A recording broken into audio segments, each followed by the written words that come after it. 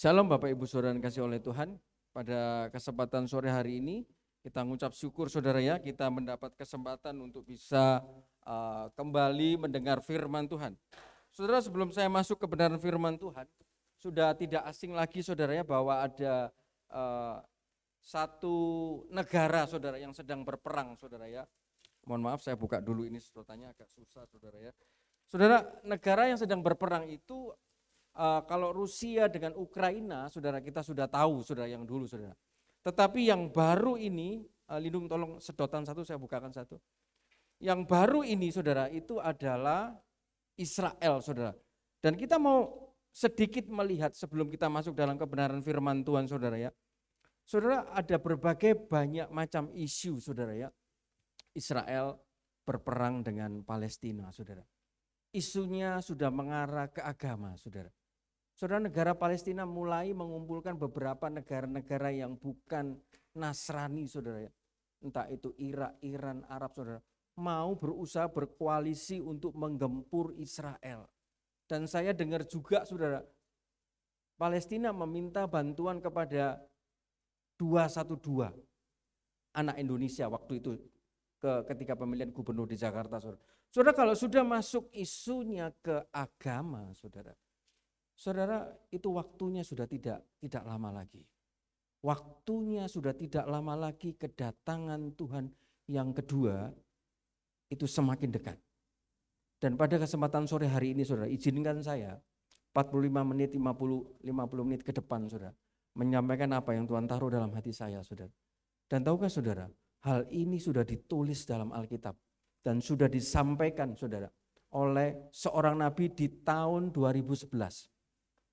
Di dalam Sakaria 14 ayat 1 sampai yang kedua, saudara, ditulis, saudara, akan datang masanya, akan tiba waktunya, saudara, Yerusalem. Sakaria 14 ayat 1 sampai 2. Akan tiba saatnya, hari yang ditetapkan Tuhan, saudara, akan ada jarahan yang dirampas daripadamu, dibagi-bagikan di tengahmu. Ayat yang kedua, aku akan mengumpulkan segala bangsa untuk memerangi Yerusalem. Saudara, hari ini Palestina, yaitu Hamas, sedang menargetkan, saudara, Masjid Al-Aqsa yang ada di Yerusalem, yang katanya ada tabut Allah di dalamnya. Bait Allah di Yerusalem, di mana semua orang Kristen kadang kalau ada siaran rohani pasti ke tempat itu, saudara. Dan di ayat ini dikatakan akan datang waktunya segala bangsa akan dikumpulkan untuk memerangi Yerusalem. Dan ketika diperangi, lihat apa yang terjadi, saudara. Kotanya akan direbut, rumahnya akan dirampok, perempuan akan ditiduri, setengah dari penduduk kota itu harus pergi ke dalam pembuangan, dan tetapi selebihnya dari bangsa itu tidak akan dilenyapkan dari kota itu. Saudara, ini sudah ditulis, saudara. Dan ini sudah dikhotbahkan 2011 oleh seorang nabi, nanti akan ada waktunya. Saudara, saya cuma mau memberikan satu gambaran. Ini bukan waktunya kita untuk main-main lagi. Bukan waktunya untuk kita masih dalam zona anak-anak, masih berkutat jatuh bangun di dalam dosa.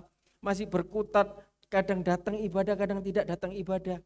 Masih berkutat dalam hati kita, masih sakit hati, masih tidak suka, masih ini, masih itu. Saudara, ini bukan waktunya lagi. Nanti akan saya tunjukkan, saudara ya, sebuah hal bahwa hari ini adalah suasananya itu sangat-sangat genting sekali. Saudara, akan tiba waktunya suatu kesusahan yang sangat besar. Dibuka dalam Daniel 12 ayat yang pertama, saudara. Daniel 12 ayat pertama, kesusahan besar apa sih, saudara? Saudara, saya punya sebuah video, saudara ya. Mungkin kalau saudara lihat video ini, istri saya enggak bisa lihat video ini. Video cuma 40 detik, saudara. Mungkin, wah, pendeta itu ngomong akhir zaman, kesusahan besar, masalah besar. Saya akan tunjukkan kepada saudara, apa sih kesusahan besar itu. Di dalam Daniel 12 ayat 1 dikatakan apa, saudara? Pada waktu itu akan muncul Mikael, pemimpin besar itu, yang akan mendampingi anak-anak bangsamu, dan akan ada sewaktu-waktu kesesakan yang besar. Saudara, ada sebuah kesesakan, penderitaan yang sangat besar. Nanti disiapkan videonya. yang tadi saya kirim Sabrina. Saudara, tiba-tiba tadi saya di kamar mandi, saya diingatkan, coba nanti kamu perlihatkan video ini. Saudara, ada suatu waktu kesesakan yang besar. Seringkali kita dengar Tuhan mau datang, ada perang, kesesakan yang besar, masalah yang besar. Saudara, hari ini kita akan melihat bukan kesesakan yang besarnya. Tuhan taruh dalam hati saya, lihat ayat selanjutnya, seperti yang belum pernah terjadi sejak ada bangsa-bangsa sampai pada waktu itu. Itu enggak titik. Tetapi pada waktu itu bangsamu akan terluput. Hari ini, saudara, sore ini Tuhan taruh dalam hati saya menyampaikan sebuah firman mengenai unlimited protection, sebuah perlindungan yang tanpa batas, sebuah penyediaan Tuhan yang tanpa batas, sebuah pertolongan Tuhan yang tanpa batas. Bagaimana caranya di tengah-tengah, bayangkan di tengah-tengah perang, ada bom, ada rudal di sana sini, rumah orang-orang Israel tidak ada kubahnya, tidak ada senjata untuk membalasnya. Tetapi sudah dikatakan ada kesesakan yang besar, tetapi di satu sisi ada orang-orang yang diluputkan. Ada orang-orang yang diselamatkan, disuplai sama Tuhan. Saudara, kalau gudang beras itu bisa kosong berasnya, bisa habis, gudang donor darahnya bisa habis. Tetapi kalau gudang surga, berkatnya tidak akan pernah habis, pertolongannya tidak akan pernah habis, mukjizatnya, kekayaannya tidak akan pernah habis. Dan nanti yang kita mau lihat, saudara, bagaimana supaya kita bisa menerima proteksi yang unlimited ini. Sebuah penyediaan yang tanpa batas yang dari surga. Sudah disiapkan videonya? Saudara, sebelum kita masuk ke situ, saya akan tunjukkan, saudara. Bukakan mata saudara dan saya, saudara. Saya lihat video ini juga terbuka, saudara ya. Kadang kita masih melihat, wah masih santai-santai saja, Belanda masih jauh. Saudara, yang terjadi perang itu adalah Israel dan Palestina. Dan khususnya ada di daerah Gaza. Dan tahukah saudara, pada waktu itu ada sebuah cerita yang berhubungan dengan video ini. Sebuah pasangan muda-mudi Israel. Dia mau menghadiri suatu pesta ulang tahun, saudara. Dan dia harus melewati daerah Gaza.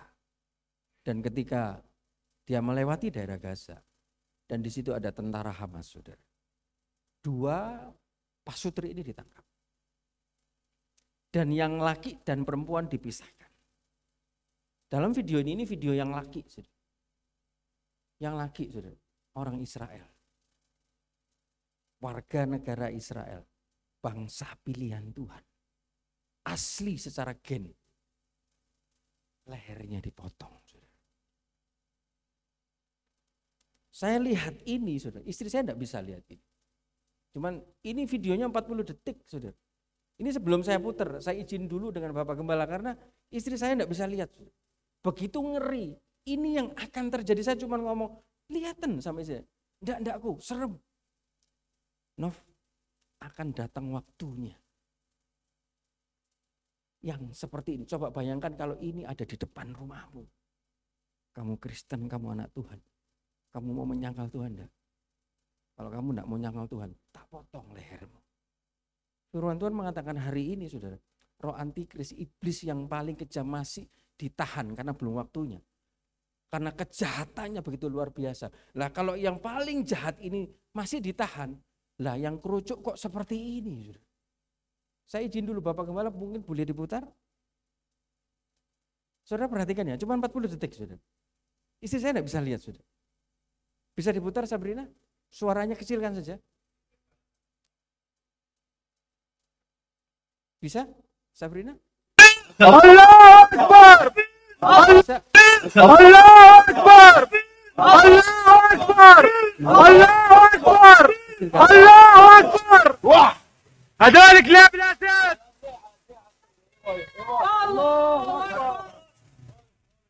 الله صلاة صلاة صلاة لا تجرح ايدك هذا الخوت Lihat saudara, sudah selesai.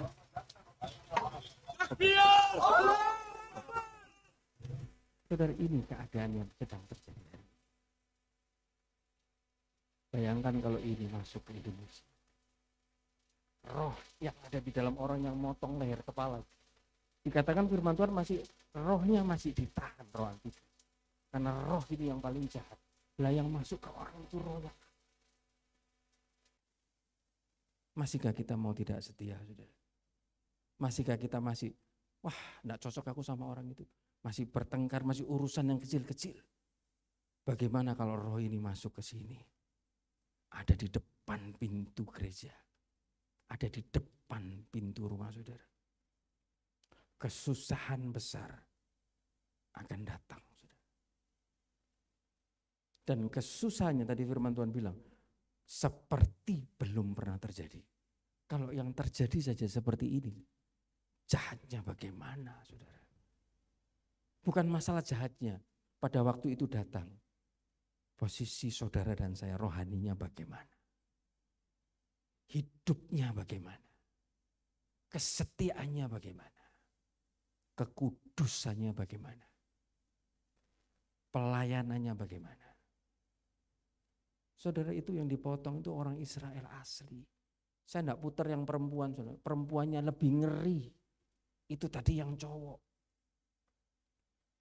Yang perempuan lebih ngeri, lihat seperti memotong hewan, seperti tidak ada peri kemanusiaan lagi. Itu kesusahan besar yang sedang terjadi, yang cepat atau lambat, saudara. Itu akan datang karena firman Tuhan mengatakan kedatangan Tuhan tidak diperlama lagi. Hari ini saya tidak menyampaikan khotbah itu, saudara. Tapi yang mau saya sampaikan masih lebih slow. Ketika kesusahan besar itu datang, ketika itu semua yang seperti itu datang, tadi firman Tuhan mengatakan ada sebagian bangsa-bangsa yang akan terluput. Saudara, bagaimana caranya luput dari orang-orang itu semua? Ketika di depan rumah saudara sudah ada pistol, sudah ada tank, sudah tahu kamu siapa?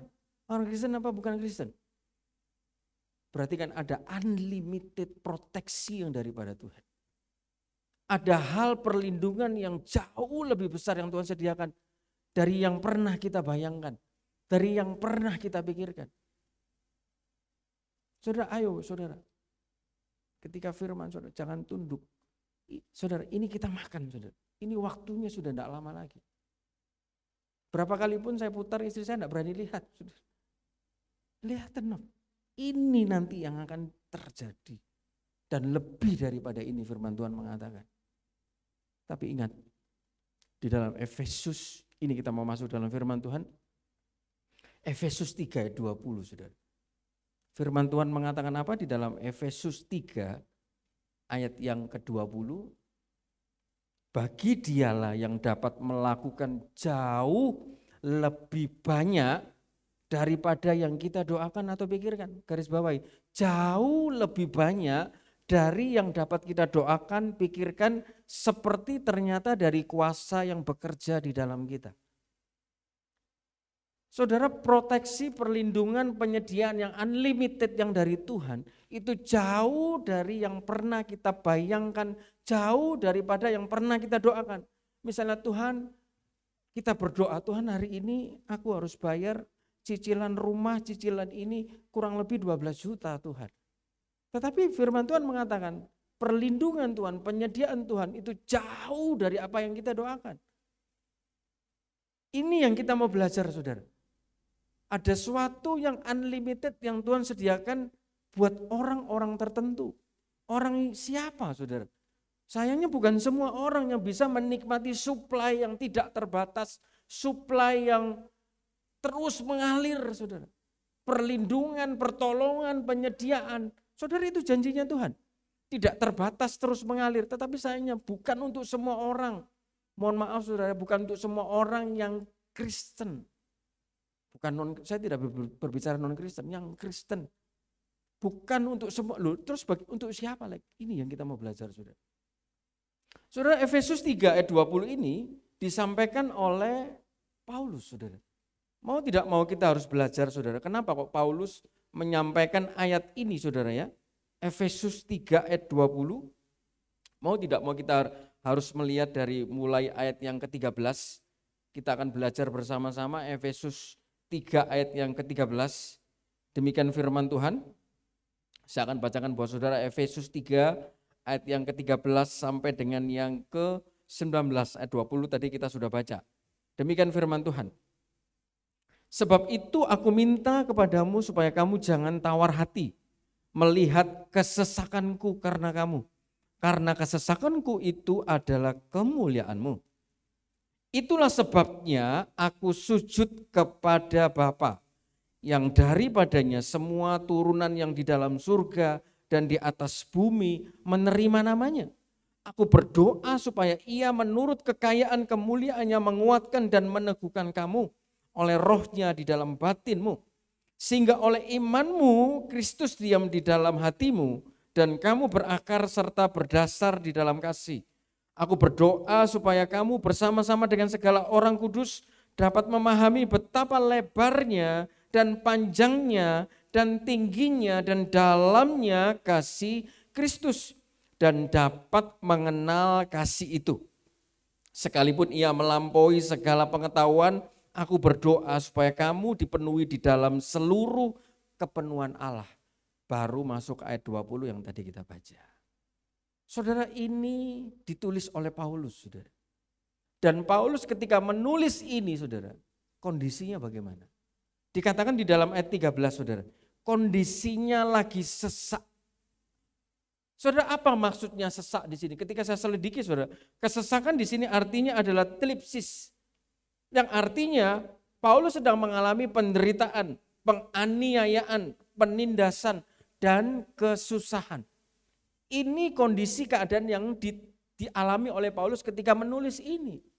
Dan dia ngomong, saudara, ketika kamu melihat penindasanku, ketika kamu melihat penganiayaan, kesusahan, penderitaanku, kamu jangan tawar hatimu. Saudara, maksudnya tawar hati ini apa? Hatinya tidak berasa. Harusnya ada rasa asin atau ada rasa manis. Hatinya sudah mulai tawar dengan Tuhan. Saudara, maksudnya tawar di sini di dalam Yakobus 1 ayat 6 sampai 7. Saudara, orang yang tawar itu adalah orang yang bimbang, orang yang takut, orang yang bingung, orang yang khawatir. Entah itu menghadapi kehidupan, menghadapi pekerjaan, menghadapi cicilan, menghadapi masa depan, menghadapi keluarga, menghadapi masalah. Apapun yang sedang dihadapi dan orang itu bingung, takut, khawatir, saudara. Itu mereka masuk dalam golongan orang yang tawar, saudara. Dan ketika mereka tawar di dalam Yakobus 1 ayat 6-7, ada satu penegasan.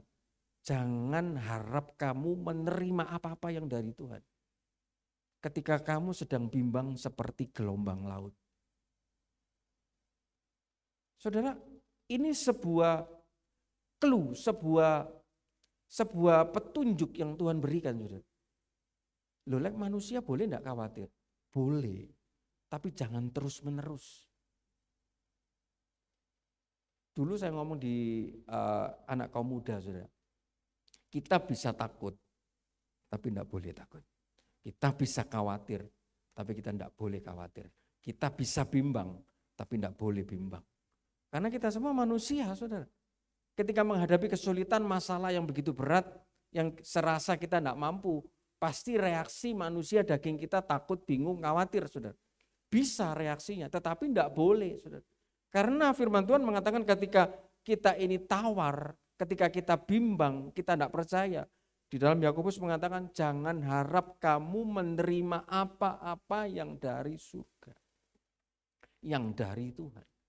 Dan bukan hanya itu, saudara, di dalam 2 Korintus 4 ayat 16 sampai 18, saudara. 2 Korintus 4 ayat 16 sampai 18 saya ajak saudara untuk membaca, saudara, 2 Korintus 4 ayat 16. Sebab itu kami tidak tawar hati, tetapi meskipun manusia lahiriah kami semakin merosot, namun manusia batinia kami dibarui dari sehari ke sehari. Berhenti di sini dulu, saudara. Saudara, maksudnya manusia batinia semakin merosot apa? Kadang kita menghadapi masalah yang tidak berhenti-berhenti. Menghadapi kesulitan, tekanan, penderitaan yang seolah-olah secara lahiriah kita menguras tenaga kita, menguras emosi kita, menguras pikiran kita, saudara. menguras segala bentuk fisik kita. Tidak bisa tidur, kepikiran. Akhirnya manusia lahiri kita gini merosot, jadi lemah. Firman Tuhan mengatakan, ketika dalam posisi itu, batin kita, iman kita tidak boleh tawar. Lanjutnya ayat 17, lihat. Sebab penderitaan ringan, jelas ditulis saudara. Yang saudara alami, yang saya alami hari ini, itu ringan loh. Enak kamu ngomong. Saya ngomong sesuai dengan firman saudara. Pencobaan-pencobaan yang kamu alami tidak melebihi kekuatanmu. Tuhan sudah mengukur saudara dan saya. Oh Alek ini kemampuannya 10. Kalau aku kasih 15 masih belum bisa. Oh orang ini 10 enggak bisa. Tak kasih 5 saja. Saudara, apapun yang saudara alami hari ini, Tuhan sudah ngukur. Jangan bilang aku enggak tahan, aku enggak bisa, aku enggak kuat.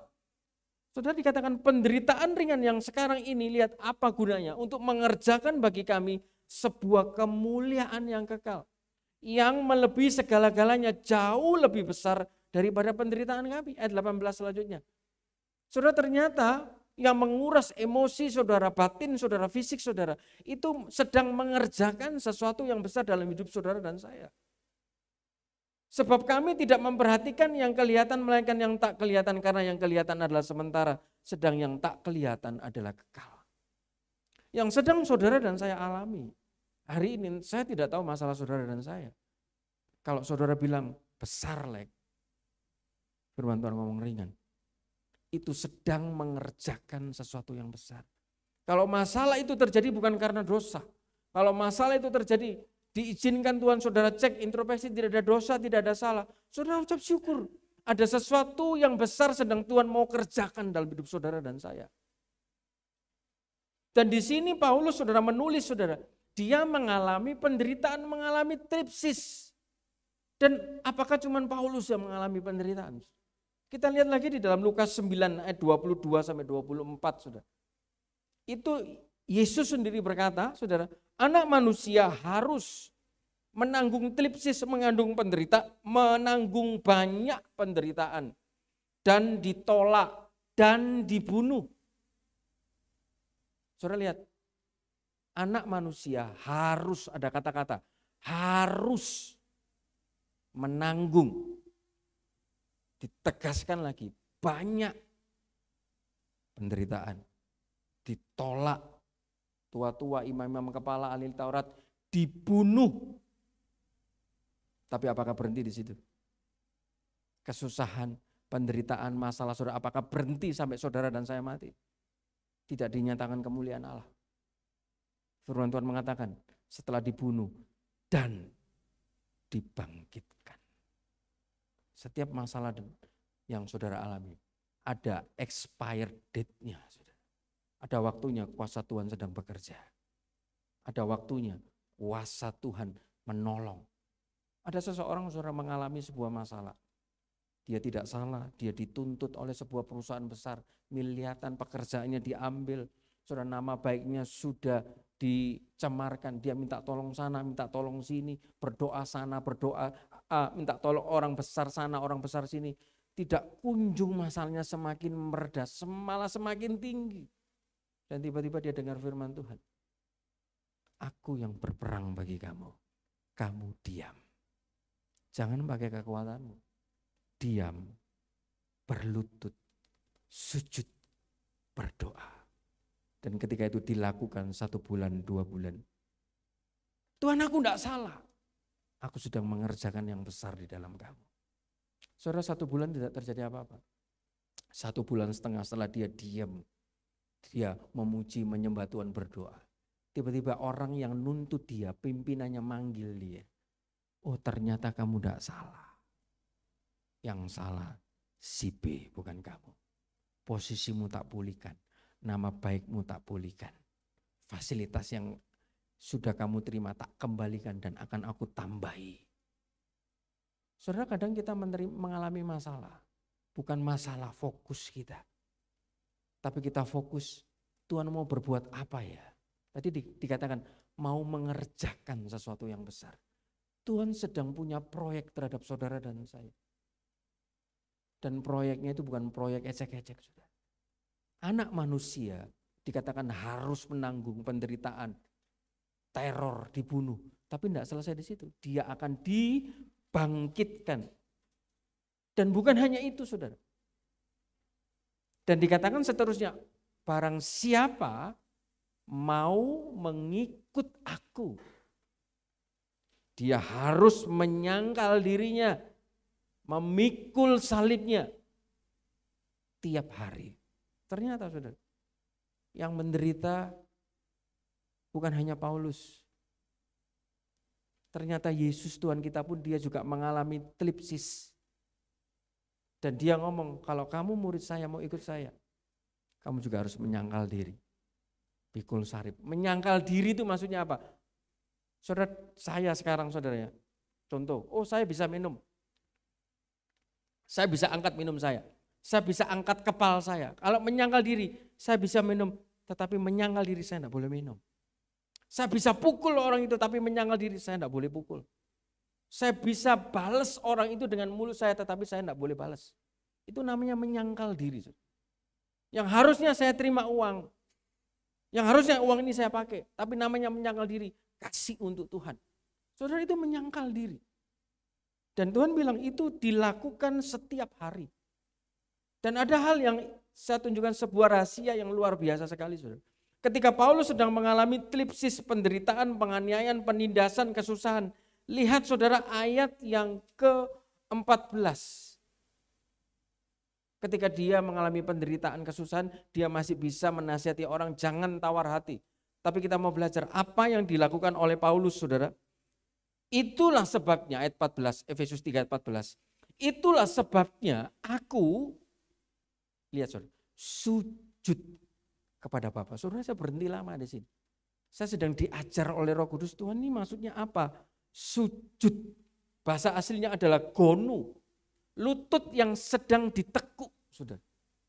Lutut, saudara, sujud itu ada gambaran, saya kasih gambar, saudara. Saya mau proyeksikan, nanti saya tidak bisa bicara, lebih baik saya pakai gambar. Namanya sujud.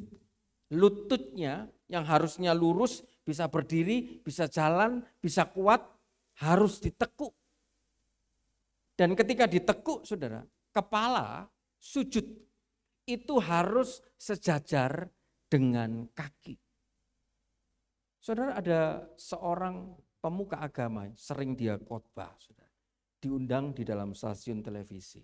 Dan dia harus berhadapan dengan seorang politikus, seorang budayawan yang nyeleneh, saudara.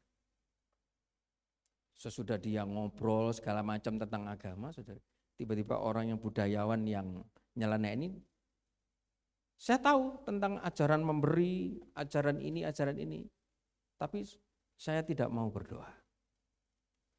Tolong ajari saya berdoa. Saudara, tiba-tiba pemuka agama ini bicara. Tuhan pada waktu dia menegur seseorang, dia kirim ayat. Tuhan pada waktu mau berbicara kepada nabinya, dia kirim ayat. Tuhan pada waktu mau mengutarakan kehendaknya, dia kasih ayat. Tetapi ketika Tuhan suruh umatnya berdoa, dia panggil nabinya naik ke surga, dia tunjukkan di surga, doa itu harus sujud. Sujud maksudnya apa? Kepala, ini bagian yang paling utama, bagian yang paling berharga. Saudara, kalau bercanda dengan teman saudara, kalau dipukul tangan ya biasa. Dipukul kaki, pupu ya biasa. Coba kalau dipukul kepala. Marah pasti saudara. Karena kepala ini ada hal yang paling utama.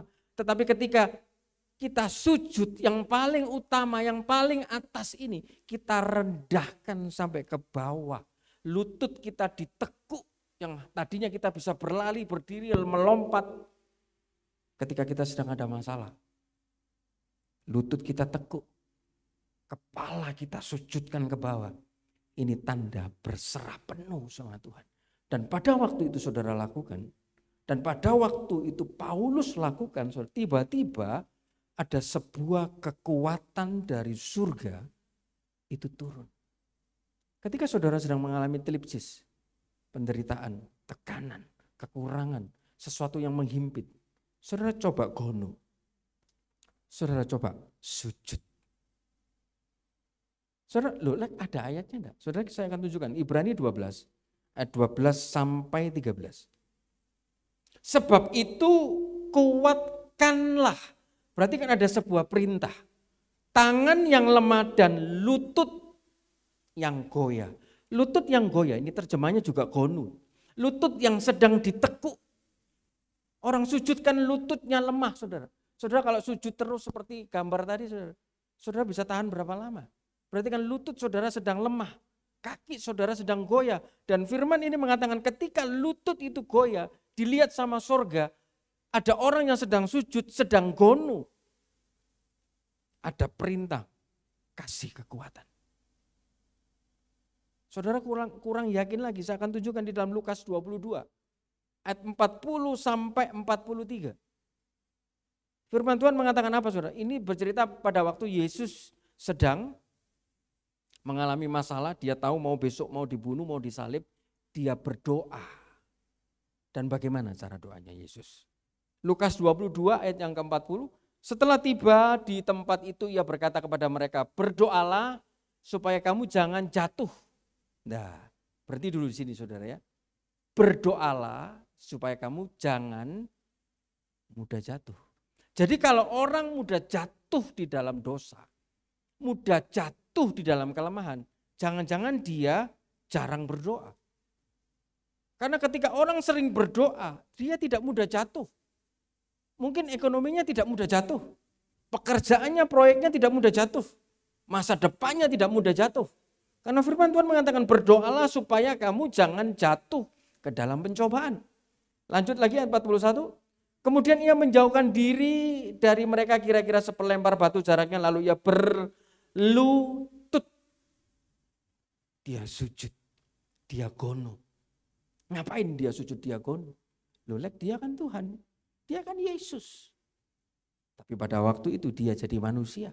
Dia mengalami masalah, ada beban yang begitu berat di dalam kepalanya.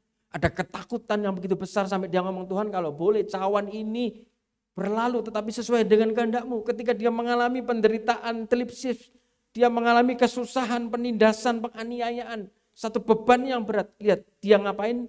Dia gonuh, dia sujud, dia berlutut dan berdoa katanya ayat 42. Ya Bapakku, jikalau engkau mau ambillah cawan ini daripadaku, tetapi bukanlah kehendak-Ku melainkan kehendak-Mu yang terjadi. Tahan dulu ayat 43. Setelah dia berlutut, setelah dia sujud, setelah dia gonuh dan setelah dia berdoa. Tadi kan saya bilang ada suatu kekuatan surga yang turun. Ayat 43, lihat apa yang terjadi. Maka seorang malaikat dari langit menampakkan diri kepadanya untuk memberikan kekuatan. Satu clue firman Tuhan sore hari ini. Apapun yang saudara alami, berat ringan, coba gono, saudara. Coba sujud, bertelut, taruh kepala saudara di tanah. Tuhan, aku tidak mampu. Ketika ada saing itu, saudara pernah lihat acara uji nyali, saudara. Ada satu tanda ketika orang itu sudah ngangkat di atas gini-gini, pertolongan pasti datang. Selama tangannya tidak diangkat, saudara, tanda ini, saudara, tidak akan ada pertolongan datang. Tidak akan pernah ada pertolongan. Di dalam olahraga tinju, pertandingan itu bisa dihentikan ketika ada tanda, ada sapu tangan putih dilempar ke atas. Surga juga punya tanda. Ketika ada umat-umatnya yang sedang gono, sedang berlutut, sedang sujud, lututnya sedang ditekuk, akan ada kekuatan yang diberikan kepada kita. Dan itu dialami oleh Paulus, oleh Yesus. Dan saya berdoa ketika saudara dan saya dengar firman Tuhan ini, kita melakukan. Tidak ada satupun daripada kita ketika mengalami masalah kita lemah.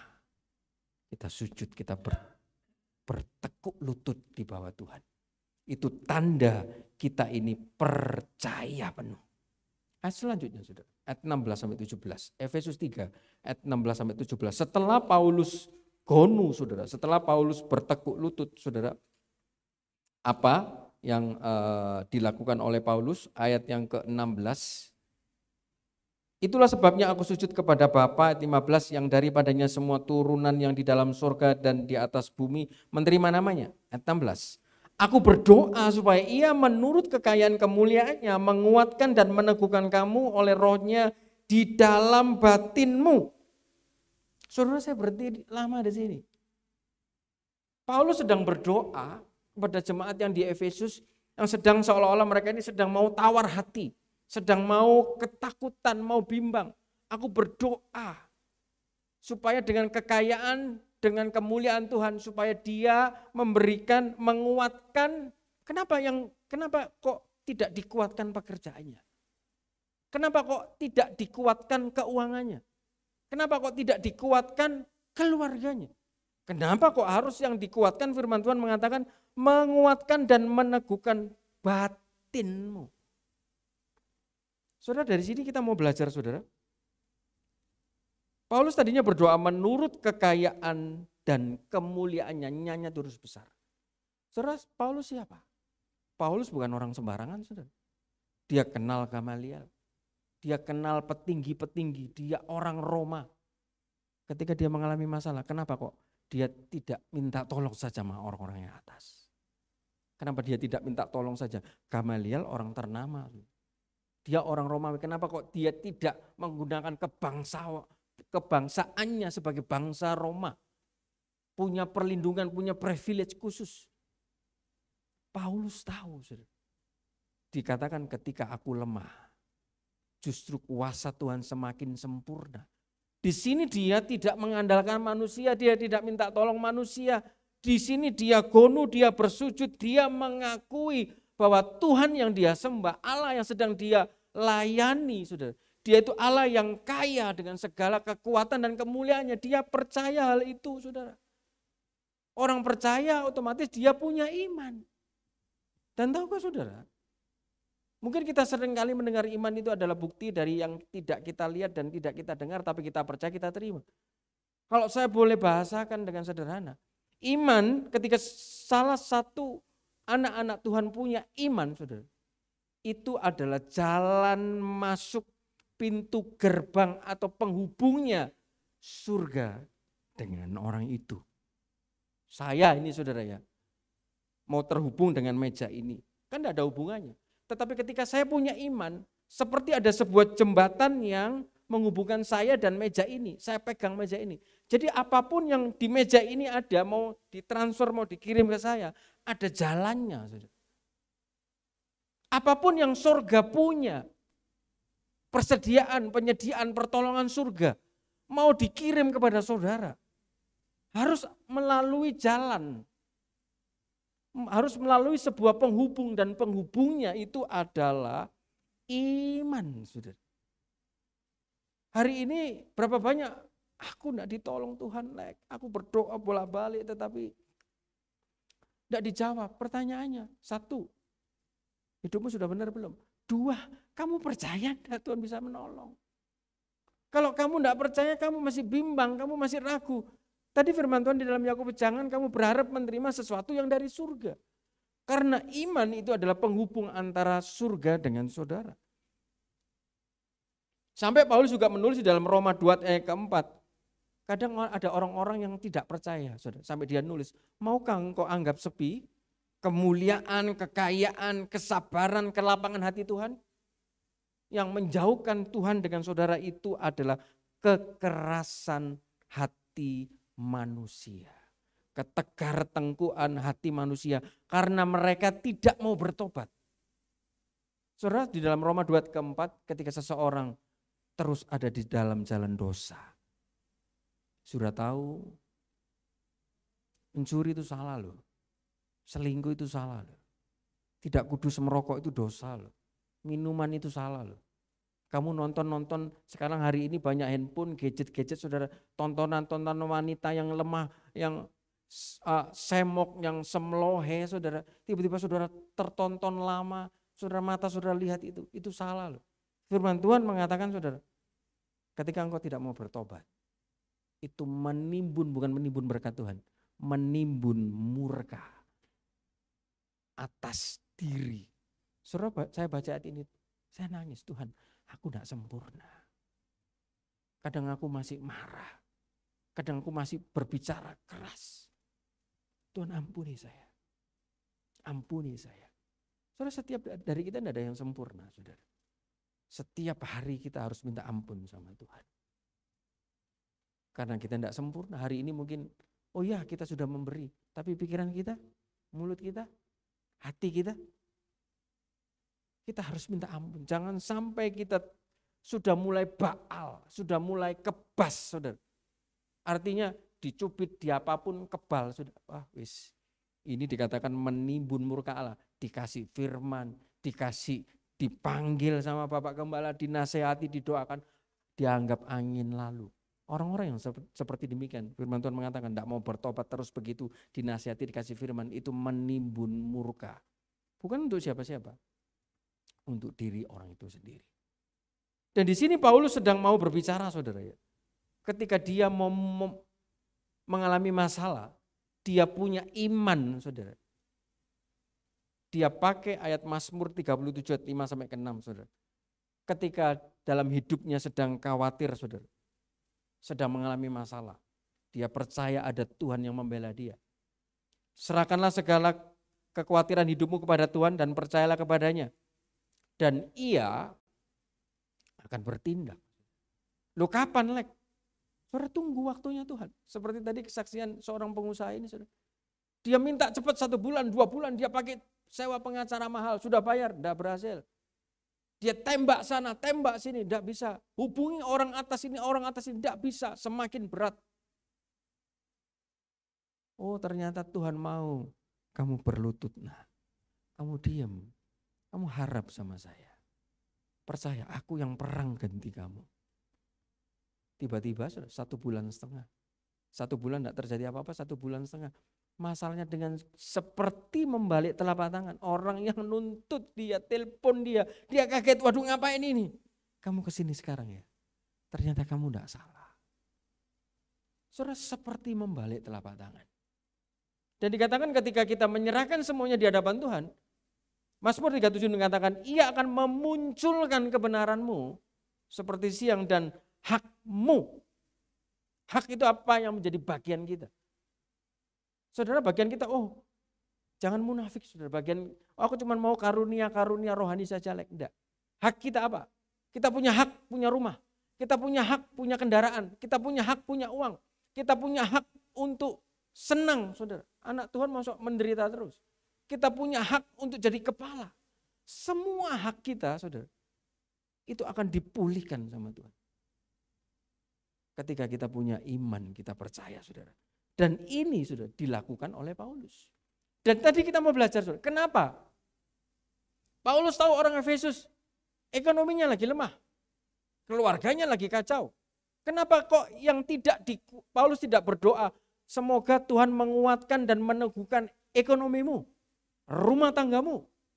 Kenapa kok Paulus berbicara, saudara? Menguatkan dan meneguhkan kamu oleh rohnya di dalam batinmu. Saudara, saya penasaran di sini. Loh, Lek, aku ki butuh uang. Besok mau bayar, aku gak butuh khotbahmu. Memang khotbahmu bisa menghasilkan uang. Saudara, ini untuk menjawab ini. Kadang orang, loh ngapain ke gereja? Loh supaya, ya sudah, supaya kamu dikuatkan. Aku gak butuh dikuatkan, aku butuh uang. Aku butuh istriku kembali. Aku butuh pekerjaan. Aku tidak butuh firman. Saudara, kadang orang salah mengerti ini. Kita mau belajar di sini. Kenapa kok Paulus berdoa yang dikuatkan, yang diteguhkan dulu batinnya, bukan masalahnya dulu. Saudara, apa sih batin itu? Batin itu adalah antropos, saudara. Sesuatu yang terdapat di dalam hati yang menyangkut jiwa dan perasaan. Jadi ketika seseorang datang kepada Tuhan, dia ada masalah. Dia nyampaikan, Tuhan masalahku A, B, C, D, Z. Cara kerja Tuhan yang dibereskan dulu itu batinnya. perasaannya, karakternya, tingkah lakunya. Jadi saudara, kadang orang salah berpikir, aku doa aku gak dijawab-jawab lagi ya. Kadang Tuhan itu ketika memberikan masalah itu saudara, untuk mengubah kita dulu, batin kita dulu ini loh saudara. Yang tadinya sombong harus rendah hati. Yang tadinya angkat kepala harus tunduk kepala. Yang tadinya aku gak butuh Tuhan, sekarang kamu oke gak butuh Tuhan, sekarang kamu sakit punya uang. Dokter semua uangmu gak bisa menyembuhkan kamu, ayo bagaimana kamu. Yang dirubah dulu itu batinnya saudara. Perasaannya, pekerjaan, kesembuhan, mukjizat, kekayaan, uang itu gampang saudara. Nanti saya akan tunjukkan kepada saudara. Saudara, kenapa kok harus Tuhan memulai dengan batin ini saudara? Saudara, kalau orang berdoa datang kepada Tuhan, selalu yang dibereskan dahulu itu batinnya. Batin yang diteguhkan oleh Roh Kudus berarti semua perasaan, pikiran, dan maksud kita makin lama makin tunduk kepada pengaruh dan pengarahan Roh Kudus. Sehingga Tuhan bisa menyatakan kuasanya melalui kita dalam cara yang lebih besar. Jadi kenapa kok yang harus dibereskan dulu batinnya? Karena firman Tuhan, ingat saudara, yang kudus, Tuhan itu kudus. Maka kuduslah kamu. Saudara mau minta tolong Tuhan, mau minta berkat Tuhan yang kudus. Saudara harus membenahi dulu platform ini saudara. Firman Tuhan mengatakan di dalam Matius 23 ayat 26. Hei, bersihkan dulu cawan bagian dalammu. Dibuka Matius 23 26. Hai orang Farisi yang buta, bersihkanlah dahulu sebelah dalam cawanmu. Maka lihat saudara, otomatis ketika batinnya yang dalam bersih, lihat saudara, otomatis maka sebelah luarnya otomatis akan bersih. Batin saudara dan saya, kelakuan, tindakan, karakter saudara saya sesuai firman Tuhan sudah bersih. Yang luar berkat pemulihan, pertolongan, mukjizat itu otomatis saudara. Firman Tuhan mengatakan, bersihkan dulu cawan bagian dalammu. Kita lanjut lagi, saya tidak lama saudara. Cuma sampai ayat 18 sampai 20. Ayat 18 saudara. Dikatakan apa? Aku berdoa supaya kamu bersama-sama dengan segala orang-orang kudus dapat memahami, lihat saudara, betapa lebarnya, panjangnya, tingginya, dalamnya kasih Kristus. Saudara jangan pernah berpikir, wah, tunggu aku sih tidak melayani dulu. Aku sih banyak dosaku. Saudara saya sering dengar ketika saya ajak orang ayo ke gereja. Sebentar aku belum siap. Ayo melayani aku sih ada dosa, aku sih tidak layak. Saudara lihat betapa tingginya, dalamnya, panjangnya, lebarnya. Hari ini apapun dosamu, apapun salahmu, semerah kirmisi, setinggi langit, ada kasih Tuhan. Datang pada Tuhan, mengaku dosamu, tinggalkan yang lama, perbaiki batinmu, perbaiki yang dalam. Maka yang luar, pertolongan, itu semua itu bagian Tuhan. Tuhan akan mengerjakan dengan caranya yang luar biasa. Dan lihat ayat yang ke-20, saudara, kita masuk ayat yang terakhir, ayat yang ke-20, saudara. Ketika itu semua kita sudah kerjakan, batin kita sudah beres. Kita sujud, kita kunut, bertekuk lutut, saudara. Lihat ayat 20. Bagi dialah yang dapat melakukan jauh lebih banyak. Kadang ada orang, Tuhan aku enggak minta banyak kok, aku cuma minta 3 juta Tuhan. Cicilanku Tuhan 2.500.000. Mbok berkaten ono aku di perpulane 250 tak kasih. Kan saya ada sisa Tuhan 200, tak bayar cicilan ini tak buat makan 3 juta saja Tuhan. Kadang ada orang doanya kayak gitu. Aku enggak jaluk banyak loh ambil Tuhan, aku cuma doa minta satiau. Gak dikasih ambil Tuhan, Tuhan kok kejem. Kadang ada orang konseling sampai saya ngomong begitu. Pak, Bu, Tuhan tidak pernah kejam. Telinganya tidak pernah kurang tajam dengar doamu. Tangannya tidak pernah kurang panjang untuk tolong kamu. Tapi kenapa kok seolah-olah telinganya budek, tangannya pendek? Firman Tuhan mengatakan, yang memisahkan kamu dengan dia? Kesalahanmu, dosamu, ketegar tengkuanmu. Ketika kita datang sama Tuhan dalam posisi tegar tengkuk, masih ada dosa yang belum beres, sudah. Seolah-olah telinganya dia itu tertutup. Tangannya rasanya jadi tangan kede, saudara. Kecil tangannya, susah tolong kita. Tapi di sini ayat 18 menjelaskan ada kasih Tuhan yang panjang, lebar, tinggi. Mari saudara, siapapun yang dengar ini, apapun dosa, kesalahan saudara, dia punya Allah yang masih punya kesempatan. Balik sama Tuhan. Akan ada pemulihan daripada Tuhan. Akan ada sesuatu yang jauh lebih besar. Saudara, saya pelajari dalam The Message, saudara ya. Ayat yang ke-20 dikatakan, Tuhan bisa melakukan apa saja yang jauh lebih daripada yang pernah kita bayangkan, atau pernah kita tebak, atau bahkan pernah kita mimpikan dalam mimpi terliar. Kadang ada orang mimpi, aku mimpi lagi jadi presiden, aku mimpi jalan dengan orang-orang top. Kadang kan wah aku mimpi-mimpi apa. Saudara jangan remehkan mimpi-mimpi yang seperti itu. Di dalam ayat 20 ini dikatakan Tuhan bisa melakukan jauh lebih daripada mimpi yang saudara mimpikan. Mimpi terliar pun dalam terjemahan Inggris, saudara.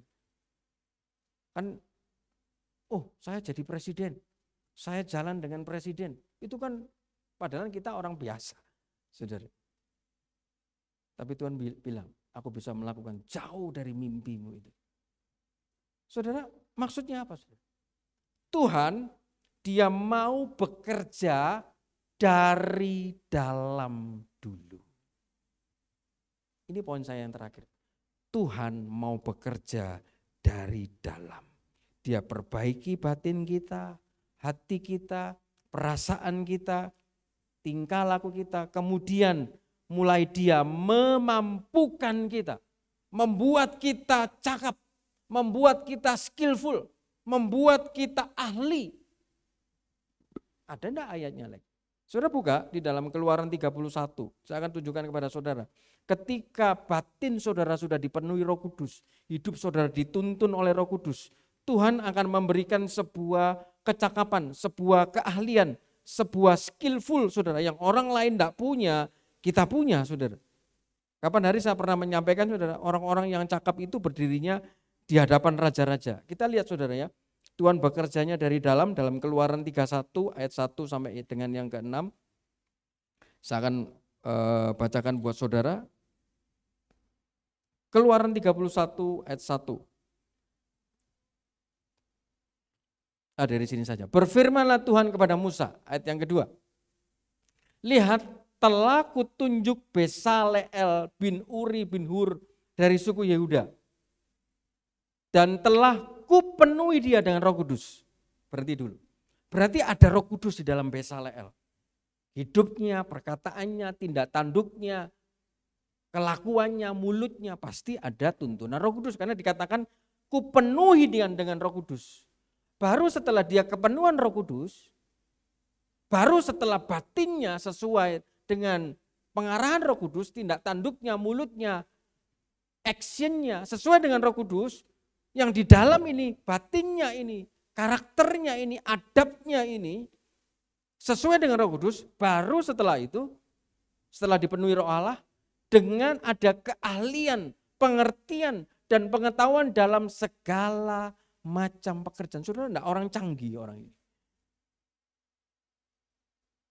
Dia punya pengertian, keahlian, pengetahuan dalam segala macam. Pernah saudara jumpai orang ini? Mungkin saudara jarang dengar khotbah tentang Besaleel. Kita mau lihat saudara, Besaleel ini siapa? Dia umur berapa ketika dia dapat skillful seperti ini? Lanjut lagi ayat yang keempat. Untuk membuat berbagai rancangan supaya dikerjakan dari emas, perak, dan tembaga, ayat yang kelima. Untuk mengasah batu permata supaya ditata untuk mengukir kayu dan untuk bekerja dalam segala macam pekerjaan, ayat yang keenam. Terakhir, juga aku telah menetapkan di sampingnya Aholiab bin Ahimas dari suku Dan. Dalam hati setiap orang ahli telah kuberikan keahlian. Haruslah mereka membuat segala apa yang telah kuperintahkan kepadamu. Arsiteknya kemah suci, arsiteknya bait Allah itu adalah Besaleel. Orang yang penuh dengan keahlian, kemampuan, pengetahuan, segala macam pekerjaan. Tetapi sebelum skillful itu dikasih sama Tuhan, batinnya dulu harus dipenuhi dengan Roh Kudus. Saudara, siapa Bezaleel ini? Arti nama Bezaleel ini adalah ada dalam bayangan perlindungan Allah. Saudara, dalam Alkitab saya tidak temukan berapa umur Bezaleel. Yang saya bisa temukan, Bezaleel ini adalah cucunya Hur. Kakeknya namanya Hur, neneknya namanya Miriam. Miriam itu adalah kakaknya Musa. Berarti Bezaleel ini adalah cucu keponakannya Musa. Dan ketika saya baca dalam satu kitab apokrit, saudara ya, satu penuntun dalam Alkitab. Tidak tahu saudara ini benar atau enggak, saya belum selidiki lagi, saudara. Dikatakan Bezaleel ketika selesai menyelesaikan semua tugas yang diberikan sama Musa, saudara, Musa itu paling pusing buat kemah suci bagian alat-alat. Karena saudara, Musa bukan orang seniman. Tuhan suruh Musa, kamu buat kemah suci sesuai dengan gambaran surga. Berarti Musa dibawa ke surga dulu, Musa lihat alat. Nah, bagaimana cara menggambarkan apa yang dilihat Musa dengan kepada Bezaleel?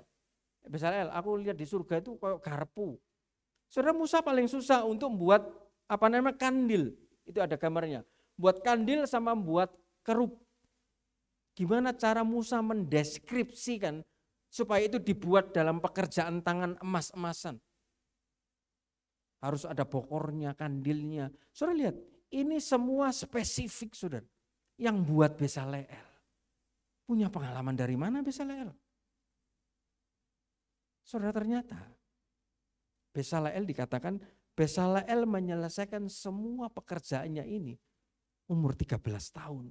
Wah, ini benar apa salah ini, saudara? Saya belum cari lagi. Tapi jelas saudara, umur 13 tahun. Saya belum sempat cari lagi, saudara. Tapi kalau memang benar, Tuhan tidak lihat dia kaya, dia miskin, dia orang ternama, dia anak-anak, dia orang dewasa. Kuasa Tuhan tidak pernah terbatas, saudara. Dia bisa pakai siapa saja. Dia bisa pakai siapapun.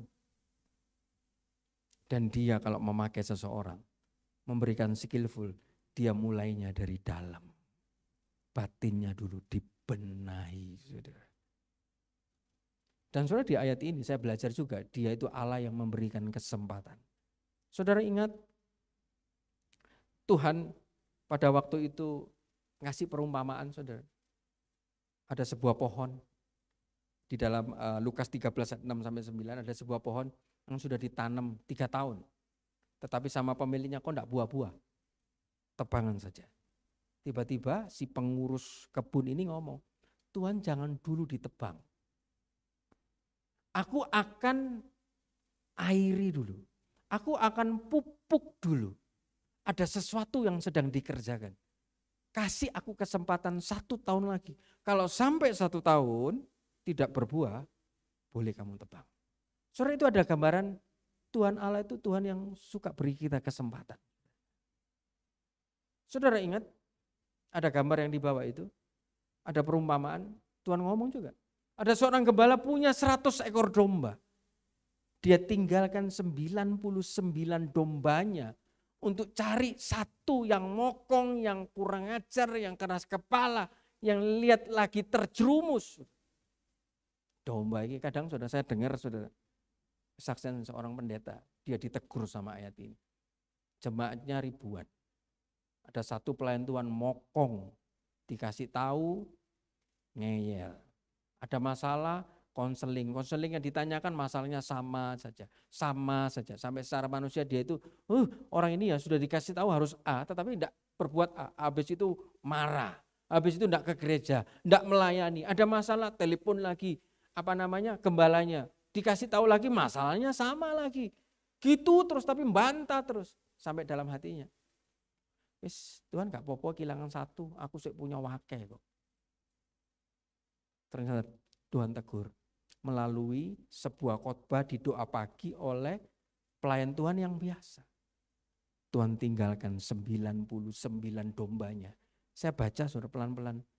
Ditinggalkan 99 bukan di kandang. tapi di padang. Gembalanya gak takut hilang ya. Kalau saya punya 100 mau cari 1, pasti saya sebagai gembala tak amankan dulu yang 99. Tak masuk no kandang, tak kunci dulu, baru saya cari yang 1. Supaya 99 yang saya punya ini aman dulu. Tapi saudara, gembala itu kalau saudara baca di dalam Lukas 15 saudara, dia tinggalkan 99 itu di padang gurun. Seolah-olah dia tidak butuh 99. Dia cari yang 1 yang hilang. Tadi pagi saudara, saya masih belum merenungkan. Kalau domba dicari, tapi kalau anak yang terhilang, bapaknya tunggu pulang. Saya belum belajar mengenai hal ini. Tapi ketika saya tadi pagi dengar khotbah Bapak Gembala dan saya juga menyampaikan khotbah saya malam hari ini saudara. Ada pertanyaan, Tuhan ini maksudnya apa ya? Anak terhilang itu susah, tapi tidak dicari sama bapaknya. Tapi kalau domba hilang 1, kok mau cari? Saya masih belum ketemu saudara. Mungkin khotbah saya next, kalau saya sudah berdoa dapat pembukaan saya akan sampaikan. Tapi di sini sudah lihat Allah punya kesempatan, dia sebagai gembala yang baik. Dia punya 99 ditinggal. Dia cari 1 yang hilang. Dia cari dombanya yang hilang yang tadinya orang ini baik karena pergaulan, karena perkumpulan yang salah. Lagi hilang, lagi susah, lagi terjerumus. Lihat saudara, dombanya lagi ada di dalam jurang. Gembalanya bela-belain tinggalkan yang 99. Bela-belain dia mau juga terjerumus dalam jurang. Ini gembala yang bukan gembala upahan. Saudara. Saya lihat gambar ini, wah luar biasa ya. Dombanya lagi ada, domba yang mokong, yang keras kepala, yang tegar tengkuk, yang jarang datang ibadah, sudah tidak kasih perpuluhan, omongannya tidak enak, ngerasani gembalanya. Tapi pada waktu itu diizinkan dombanya hilang. Saudara, gembala ini cari. Dia ulurkan tangannya. Dia mau tarik, dia relakan dirinya, dia juga bisa terjerumus loh di dalam jurang. Dia Allah yang suka memberi kesempatan. Bagian yang terakhir saudara. Berbicara Allah bekerja dari dalam. Berbicara Allah yang suka memberikan kesempatan. Saudara ingat lagu mengenai Hana, berikan ku hati seperti Hana. Kemarin saya mau ngomong sama Saudara Tiffany untuk nyanyi lagu ini, saya lupa saudara. Saudara, bagian terakhir ini Tuhan taruh dalam hati saya mengenai cerita mengenai Hana. Mengenai bekerja dari dalam. Saudara, di dalam 1 Samuel 1 ayat 5-20 kita tidak baca semua saudara. Hana itu punya suami saudara. Suaminya itu imam. Dia punya istri kedua, namanya Penina. Hana ini terus disakiti oleh Penina, oleh madunya. Karena dia mandul. Lihat saudara, dia disakiti terus menerus. Tapi saudara, di dalam ayat yang kelima, bisa dibuka 1 Samuel 1 ayat yang kelima. Anehnya, Hana ini baik, istri pertama, tapi kenapa kok sama Tuhan ditutup kandungannya? Meskipun ia mengasihi anak, ia memberikan kepada Hana hanya 1 bagian, sebab Tuhan menutup kandungannya. Saudara, saya juga bertanya, Tuhan, kenapa kok mau tutup kandungannya Hana? Saya diingatkan Wahyu 3 ayat ke-7. Inilah firman dari Yang Kudus yang benar yang memegang kunci Daud. Apabila ia membuka tidak ada yang dapat menutup, kalau ia menutup tidak ada yang membuka. Alek, bukan urusanmu tanya aku mau buka atau aku mau tutup. Yang penting ketika aku mau berbuat sesuatu, biarpun aku menutup, biarpun aku membuka, aku mau sedang mengerjakan sesuatu yang besar kepada anak-anakku. Saudara, Hana ini kan posisi yang menderita, victim, yang disakiti. Kenapa kok tidak dibela sama Tuhan?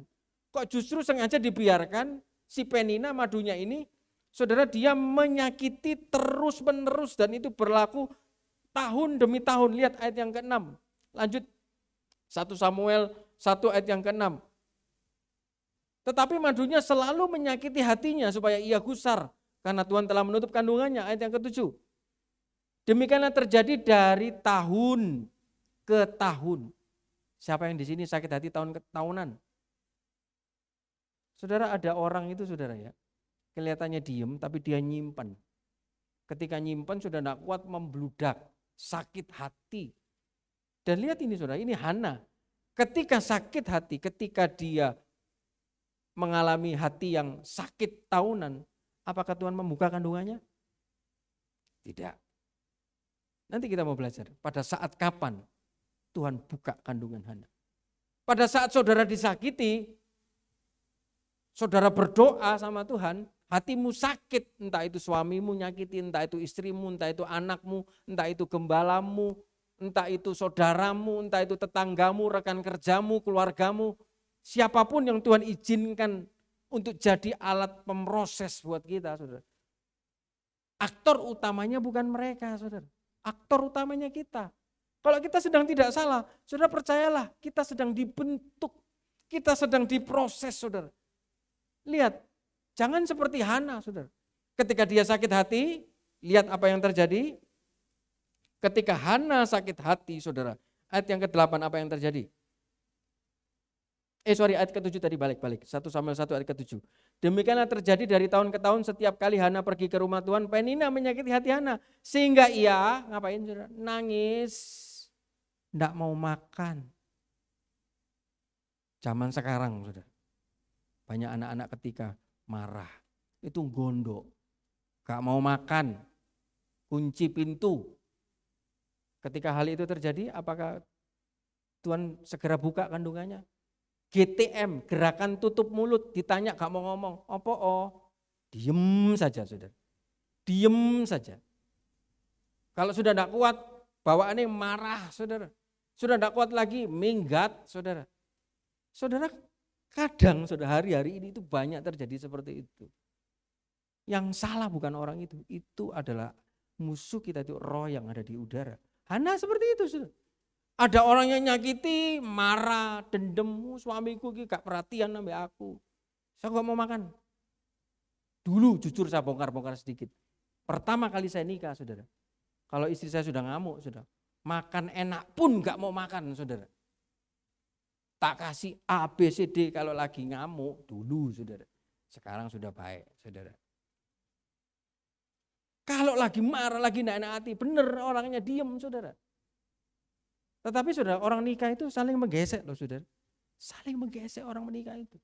Saya menikah pertama kali saudara, yang saya harapkan bahagia, yang saya harapkan sukacita. Wah aku ucap syukur dapat istri yang sabar, baik, gak kakek cangkem, gak suka ngomel. Saya tinggal ke Bandung saudara, hanya masalah simpel saudara. Apa masalah simpelnya? Kok aku tak pulang nginep dulu ya 1 minggu sekali ke rumah mamaku? Ya enggak. Kamu sudah nikah sama saya, kamu harus tinggal di Manyar. Sekali, ayolah aku, enggak. Saya ngomong baik saudara, enggak no. Loh kamu kan enggak ada, kenapa apa? Kamu kan sudah jadi istriku, tinggal di Manyar. Lah terus aku harus ngapain? Kerja. Kamu kan sudah kerja. Saudara hari demi hari, minggu demi minggu, mungkin jengkel, mangkal, saudara, ngamuk sama saya saudara. Berantem sama saya. Saya bongkar sedikit saudara. Yang baru pertama kali nikah, orang baru pertama kali punya mobil baru saudara ya, pasti kan belajar nyetir, ini mau ke kiri mau ke kanan. Jengkel saudara, marah. Dulu kalau pertama kali istri saya marah, ditelepon nggak mau. Saya paling enggak suka WA-an, saya paling suka telepon. Istri saya enggak suka telepon, sukanya WA-an. Loh ya apa cara Bandung di Surabaya ngomong sama menyelesaikan masalah. Aku gak serantan saudara, WA gini. Kamu begini nggak mau, tak telepon. Ditelepon dipateni. Muangkel sama saya saudara. Ini awal-awal dulu kawin saudara. Jadi yang mau kawin saudara harus siap-siap menderita saudara. Siap-siap menderita. Saudara, waktu itu saudara kawin saudara. Jengkel dia saudara. Nyesel aku kawin sama kamu.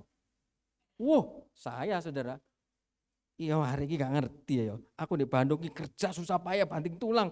Mikiri pekerjaan, mikiri rumah harus cicilan, mikiri gambari bangunan omaku ya opo. Kamar mandi bagaimana, kamar tidur bagaimana, ditambah hanya masalah sepele saja saudara. Sudah di blow up, saya dimaki-maki lewat ini. Tapi itu pertama saudara. Itu pertama saya kali kawin sama dia, waduh jengkel saudara. Tapi itulah saudara, dibentuk, diproses. Aleknya diproses, dikikis saudara. Novinya juga diproses, dikikis saudara. Sebelum kawin aku ngomong sama dia, iki loh Alek itu waktu hitam loh. Aku keras tuh, tapi aku gak ngawur. Siap tak kamu kawin sama aku? Aku enggak bisa diatur loh. Aku enggak mau laki-laki diatur perempuan. Aku sing ngatur, aku tanggung jawab jadi laki. Kamu yang ikut saya enggak bisa saya ikut kamu. Keras saya sampai begitu. Saya ngomong sama dia dulu. Saya tunjukkan sebuah watu saudara, ada di Trawas. Gede watu ireng, aku kayak ngono. Sebelum kamu melangkah, deng, pikiran dulu. Watu ireng lu alek itu.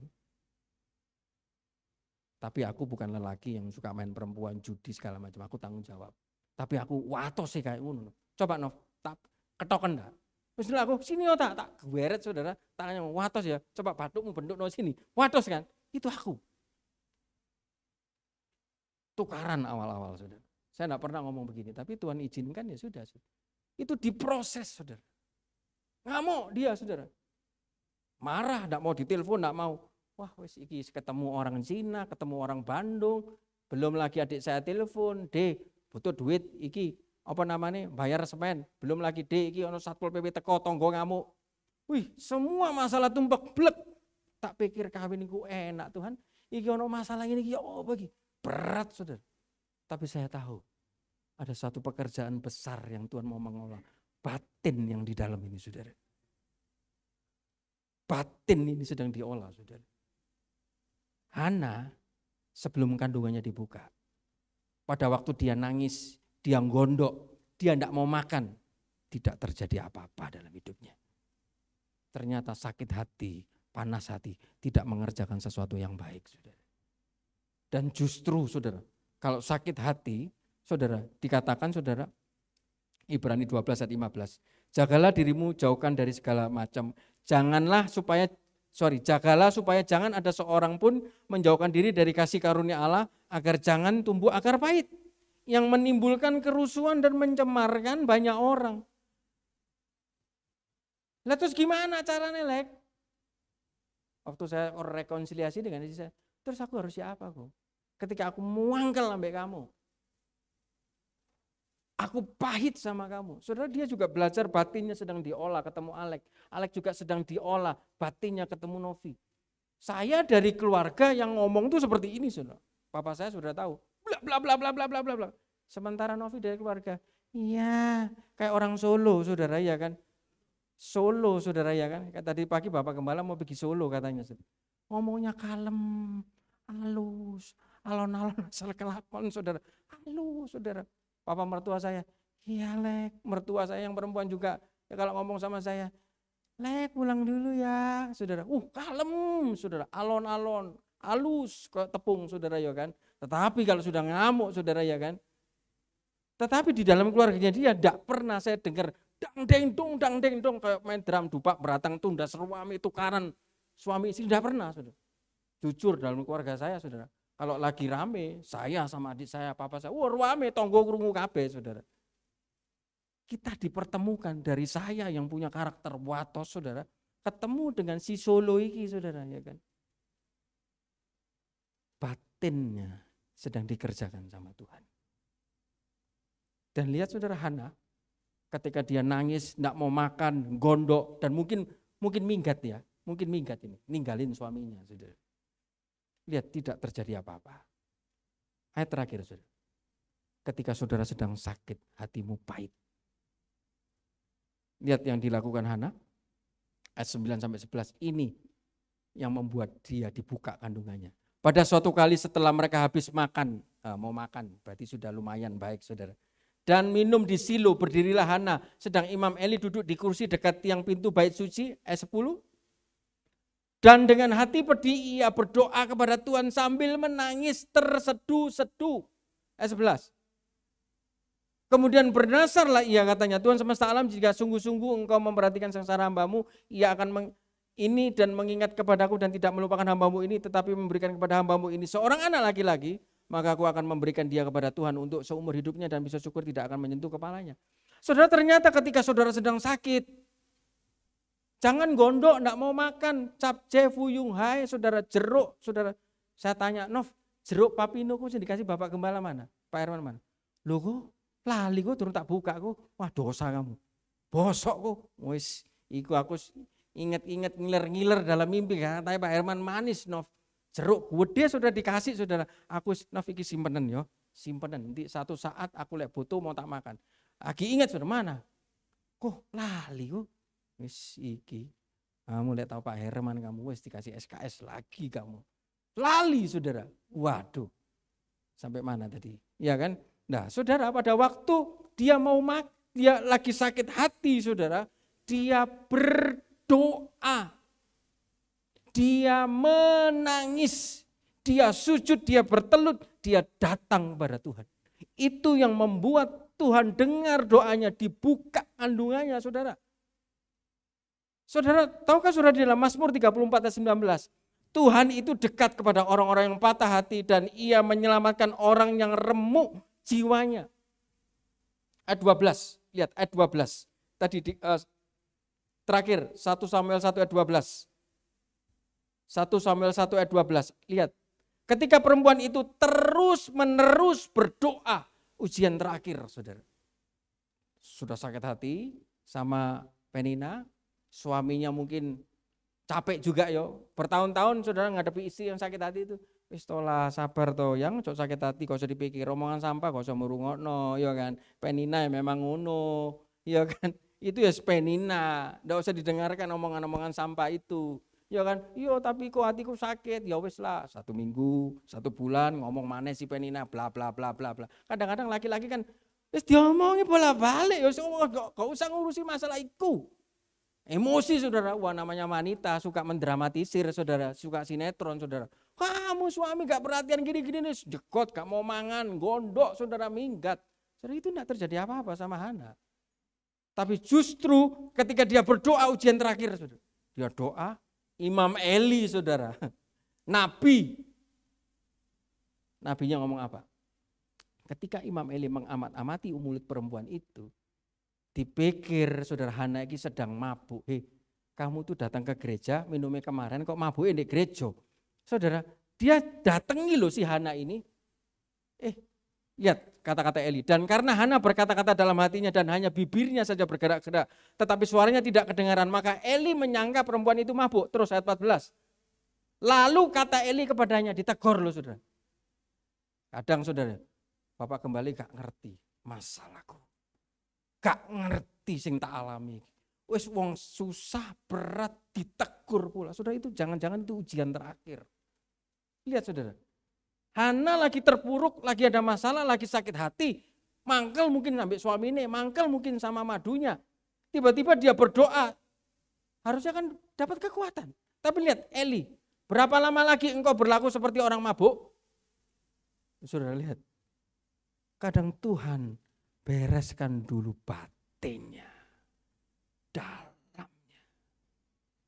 Setelah itu beres, siapkan film yang terakhir. Jangan berhenti berdoa. Ketika saudara terus menerus seperti Hana berdoa. Lagu tadi saudara, lagu yang saya mau suruh Tifani nyanyi, berikan ku hati seperti Hana, itu ngomong saudara. Hana ini biarpun hatinya sakit, dia datang sama Tuhan dapat ujian terakhir. Tapi dia terus menerus berdoa. Kandungannya dibuka sama Tuhan. Dia minta seorang anak sama Tuhan diberi nabi.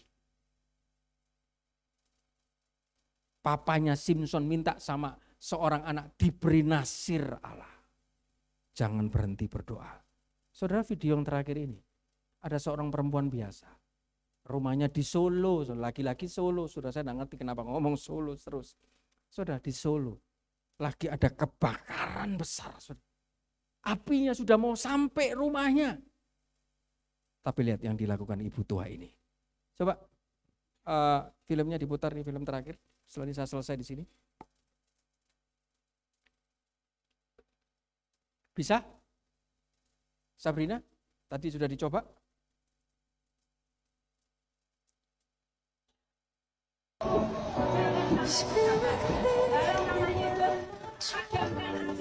Bisa keraskan? Ini apinya sedang berkobar-kobar mau nyambar rumahnya ibu ini, saudara. Lihat yang dilakukan ibu ini di Solo ini, saudara. Bisa?